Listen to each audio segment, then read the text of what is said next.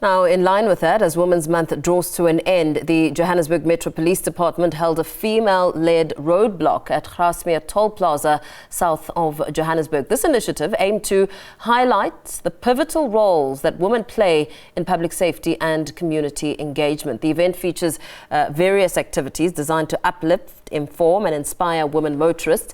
The JMPD looks to showcase women's ability to excel in independent roles as well as highlight challenges they face in the line of duty. Let's expand the conversation with Director in the Office of the Chief of Police, Angie Mokasi, who joins us for more. A very good evening to you. Thank you so much for your time. Perhaps let's start off with what happened at the Grasmere Toll Plaza today. Talk to us a little bit about the thinking behind that and the point that you are trying to make. Good evening to you and good evening to your viewers. Today's operations was basically a female-driven roadblock under the theme, Be My Sister's Keeper.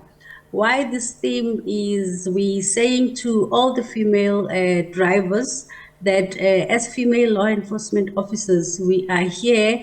They must put their trust in us, and we'll make sure that we protect them. You know that the country is dealing with this animal of GBV, and we actually saying to them they can reach out to us and we'll be able to stretch our hand and assist them in every way, including diverting them to the necessary interventions. Fantastic initiative. I know that you personally have had the opportunity to lead and manage the 9,000 strong Joburg Metro Police Department, rising up in the ranks after chasing motorists, around motorists since 1995, when you joined the Soweto City Council as a trainee traffic officer in Mansfield soon after completing matric. What drew you to the Metro Police Department? Look, when I was still a school kid, I was my passion was driven by seeing the scholar patrollers. The scholar patrollers are the people that are usually assisting school kids to cross the road safely. So that grew my passion to join the department. As you mentioned, I joined the department in 1995, and I never looked back. You spoke about the importance a short while ago of highlighting some of the challenges that one would face. What challenges would you say stand out for you as a woman in the line of duty?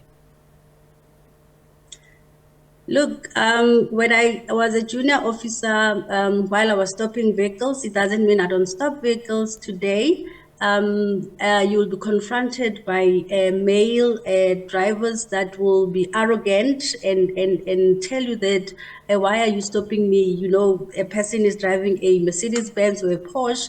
He will just say to you, why are you stopping me? Because I'm driving a brand new car. There's no way that my vehicle is unroadworthy or I'm not in possession of a driver's license. And so those are the things that we as female law enforcement officers are confronted with, the arrogance of male drivers, and sometimes even female drivers. They'll be so arrogant that why are we stopping them? And they tend to forget that the reason why we're stopping them, we're actually doing our job. And I was telling the people today that, you know, when we conduct our roadblocks, while we're engaging today with the female drivers, I was encouraging them that they must stop drinking and driving, because half of the time when we conduct our drunken driving roadblocks, 90% of the people that we arrest are female drivers. So we're actually saying to them, please guys, let's not be counted when we counting stats.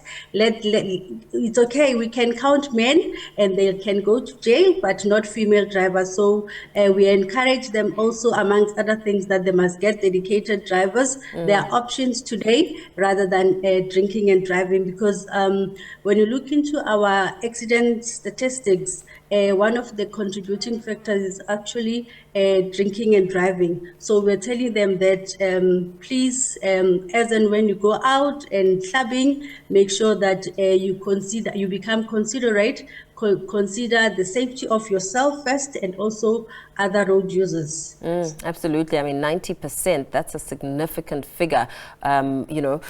What would you say have been some of the highlights of your work and perhaps the opportunity you've had, opportunities that others wouldn't ordinarily have experienced in the number of years that you've worked in the department? What stands out is when I was appointed to be the acting chief of Johannesburg Metro Police Department in 2020. You know, 2019, I was promoted to a position of a director. And then when the then MMC, who was a female member of a mayoral committee, said to me, I want you to act as a chief of police, I said to her, it's too early. I'm still learning on the new position that I've just been appointed on. And she said, I'm not taking a no for an answer. You are going to be acting chief of police, and I will not accept you saying you still want to learn to be a director. You will also learn to be the acting chief of police. And I grabbed that opportunity with both hands. I never looked back. And wow, I acted for over 3 years as the chief of Johannesburg Metro Police, and I'll forever be grateful for the city of Johannesburg giving me that opportunity. Of course, there were challenges. You know, our department is predominantly a male, and you know, male officers with their egos. You know, as a female, whatever that you do, they are looking at you with binoculars, and in that boardroom, it's not nice, because some of the people, they will like flex their muscle to show that they are male and they cannot take instructions from a female. However, because we are in an environment of a command and control, I will put my foot down and tell them, you either do this or the gate is open. We're here to work. We're not here to nurse each other's egos. We need to take into consideration why we're here. The only reason why we're here, and it's basically to make sure that we protect and serve the citizens of the city of Johannesburg, including the visitors. Sure.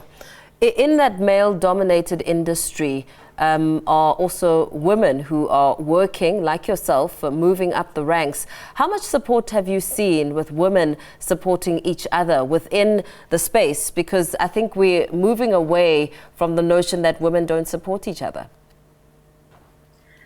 Look, you know, when it starts, you'll find also resistance from your female counterparts. However, it was up to me personally to make sure that I try and show them the way, you know, and not even convince them, but also engage them in a way that they understand that if we as women, we're not supporting each other, it means that we're giving this power to all males, and males will say, look at them, they're unable to do the job, and yet we can do the job actually better than our female counterparts, because you know, most women, we are perfectionists. Whatever that we do, we make sure that we put extra effort. So if you're given a project or an assignment, you make sure that, I don't know whether we want to prove a point or what, however, we make sure that we give it our best, we give it 120%, and make sure that that project becomes a success.